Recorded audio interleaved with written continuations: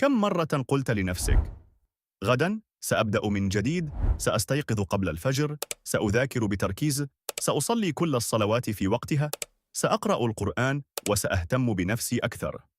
لكن عندما يأتي الغد، يغلبك النوم، تؤجل، وتعود إلى نفس الدائرة من التسويف. إذا كان هذا السيناريو مألوفاً، فلا تقلق، لست وحدك.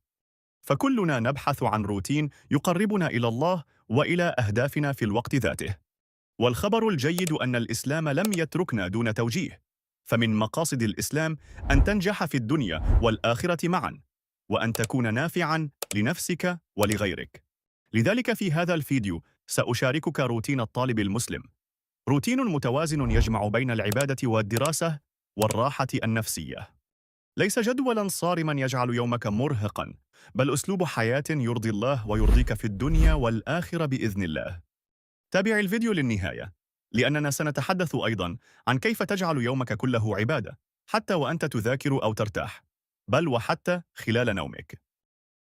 لنتفق أولا على هذا الأمر: أنت كمسلم لن يناسبك أن تعيش وفق روتين أمريكي أو آسيوي، أو بصفة عامة غربي، كأنك تعطي قطا بطاطا مقلية. البطاطا المقلية لذيذة، لكنها لا تتوافق مع نظام القط وما خلق له، لذلك يرفضها ولا يتذوقها حتى. وكذلك أنت كمسلم، حين تبحث عن التوازن في الأنظمة الغربية العلمانية، تحتار ثم تفشل. وكما قال عمر بن الخطاب رضي الله عنه: نحن قوم أعزنا الله بالإسلام، فإن ابتغينا العزة في غيره أذلنا الله.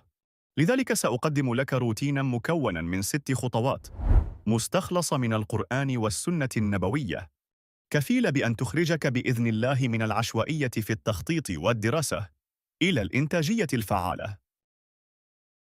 أولاً، التوكل على الله. يقول الله تعالى: ومن يتوكل على الله فهو حسبه، أي أن من يعتمد على الله حق الاعتماد ويثق بأن التوفيق والتيسير من عند الله، فإن الله يتولى أمره ويهيئ له الأسباب التي لا تخطر بباله. والتوكل ليس تواكلا أو كسلا، بل هو الجمع بين الثقة بالله والأخذ بالأسباب. سر التفوق الدراسي ليس في السهر والليالي البيضاء والقهوة السوداء، بل في اليقين بأن الله لا يضيع أجر من أحسن عملا. قم وتوكل على الله وافتح كتبك مستعينا بالله، وقل: اللهم إني أسألك علما نافعا ورزقا طيبا وعملا متقبلا. وقل: اللهم اهدني وسددني.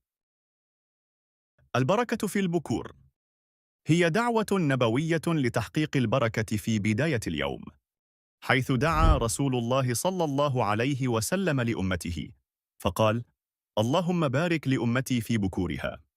فأنت كطالب يجب أن تستغل هذه الدعوة المستجابة من رسول الله لصالحك، وتستغل ساعات الصباح الأولى في دراسة المواد التي تحتاج تركيزا عميقا، حيث يكون ذهنك صافيا ويكون العالم لازال هادئا. فساعة مذاكرة في الصباح الباكر تعادل 3 ساعات مذاكرة بعد الظهر أو في الليل. الانضباط البدني. إذا كان جسدك ضعيفا ومتعبا، فكل شيء آخر سيتداعى. لا يمكن أن تتوقع عقلا حادا أو قلبا خاشعا إذا كان جسدك بالكاد ينهض من الفراش. جسدك أمانة من الله، فاعتني به. قال النبي صلى الله عليه وسلم: نعمتان مغبون فيهما كثير من الناس، الصحة والفراغ. وفي عالم اليوم نرى كيف يصدق هذا الحديث: الكل متعب. قلة الحركة والإفراط في السكر كلها تدمر الجسد والعقل معا. وقال صلى الله عليه وسلم أيضا: ما ملأ ابن آدم وعاء شرا من بطنه، بحسب ابن آدم لقيمات يقمن صلبه. فاحرص على الأكل البسيط والطبيعي، فواكه، خضروات، لحوم، مكسرات، وابتعد عن الأطعمة المصنعة والمشروبات السكرية، لأنها تقتل التركيز وتسرق الطاقة. ثم درب جسدك. لا تحتاج إلى 2 ساعات في النادي كل يوم. تحرك فقط، اركض، مارس تمارين بسيطة، لأن الحركة تبني الانضباط وتنعكس على عملك وعبادتك. وتذكر قوله صلى الله عليه وسلم: المؤمن القوي خير وأحب إلى الله من المؤمن الضعيف. الصفاء الذهني. عقلك مثل الإسفنجة، يمتص كل ما تضعه فيه. إذا وضعت الإسفنجة في ماء صاف ستمتصه، وإذا وضعتها في ماء عكر أيضا ستقوم بامتصاصه. وسائل التواصل، الموسيقى، المسلسلات، كلها تترك أثراً في عقلك. لكن الله منحك العقل لتتفكر وتتعلم، فاستخدمه في الخير، في طلب العلم، في حفظ القرآن، وفي بناء نفسك.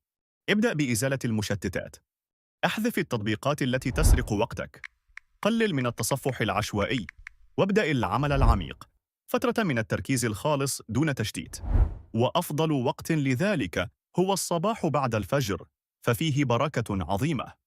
ابدأ بنصف ساعة إلى ساعة من التركيز الكامل يومياً، ثم زدها تدريجياً. وخصص وقتاً للتعلم العميق يومياً، سواء علم دنيوي أو ديني. القليل المستمر. عن عائشة رضي الله عنها أن النبي صلى الله عليه وسلم سئل: أي الأعمال أحب إلى الله؟ فأجاب: أدومها وإن قل. مذاكرة درس كامل في اليوم، قراءة كتاب في الأسبوع، إنهاء المنهج بأكمله خلال شهر.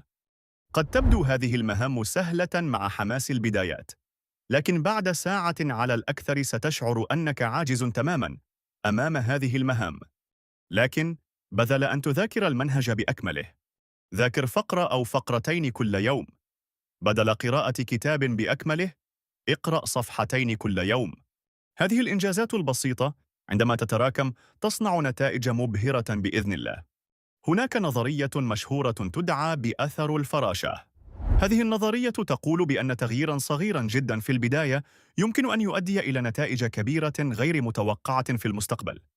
وسميت بهذا الاسم تشبيهاً بأن رفرفة جناح فراشة في مكان ما قد تتسبب بشكل غير مباشر في حدوث إعصار في مكان آخر في العالم. فالأحداث الصغيرة قد يكون لها تأثيرات كبيرة. الدعاء. لن يعرف فضل الدعاء إلا من داوم عليه. حرفياً الدعاء هو سلاح المؤمن. تريد عقلاً حاداً يستوعب بسرعة؟ ادع الله بذلك. تريد توفيقاً وتيسيراً في دراستك؟ أدعو الله بذلك.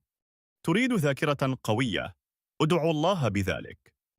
استغل أوقات الاستجابة بين الأذان والإقامة، عند نزول المطر، في الثلث الأخير من الليل، عند السجود، عندما تكون صائماً. واعلم أن الله لو أعطاك كل ما تريد، وأعطى لكل شخص في هذا العالم ما يتمنى، لن ينقص من ملكه شيء. فلا تتردد في سؤال الحي الذي لا يموت. نحن المسلمون لا نسعى في الدنيا لأجل الدنيا فقط، بل لأجل الآخرة أيضاً. عندما تتعلم بنية طلب العلم النافع لتفيد به نفسك وغيرك، فأنت تأخذ أجر كل دقيقة تمر وأنت تذاكر. بل وإذا أخذت قسطاً من الراحة لتشحن طاقتك وتستمر بنشاط، فأنت تأخذ الأجر أثناء راحتك. فقط توكل على الله وأحسن النية، لأنه في الإسلام الأفعال تحتسب بالنوايا.